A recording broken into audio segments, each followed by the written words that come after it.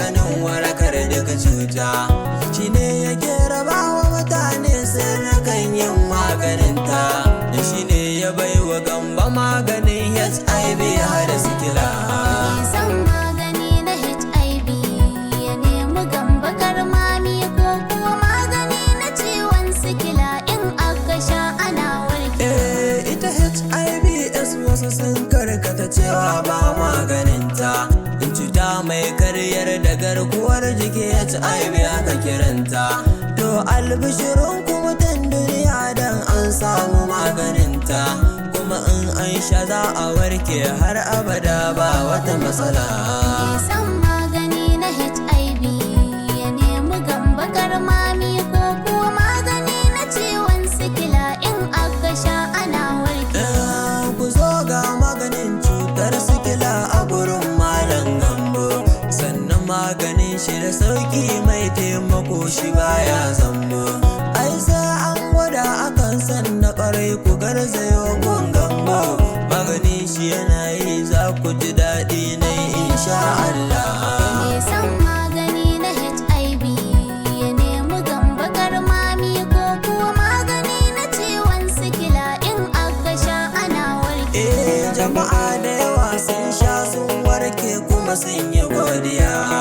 Cibiyar Malam Gamba da kwastomomi take tutiya.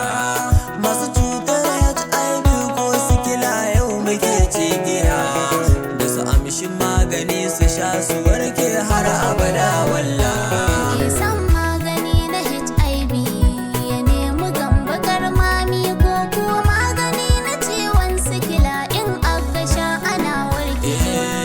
Lalle ana warke. Cibiyar magani ta Gamba karmami lakani dan Borno, ta amshi kyaututtuka da yawa domin maganin da ta gano, sannan da satifiket shaidar cewa maganin ta yana yi daga hukumar kiwon lafiya da asibiti masha Allah. San magani na HIV ya nemi Gamba karmami ko kuma magani na ciwon sikila in aka sha ana warke. Cibiyar mu tana da reshika a ciki har ma wajen ƙasata. Babban adres a Kano a garin Karmami wajen Gabasawa.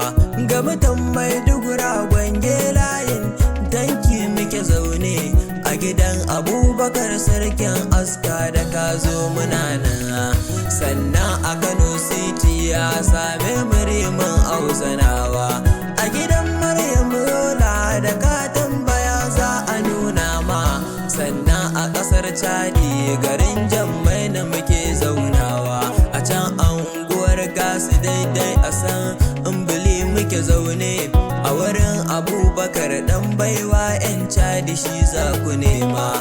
Sannan ga nan ban Malam Gamba idan kasu za ka nema.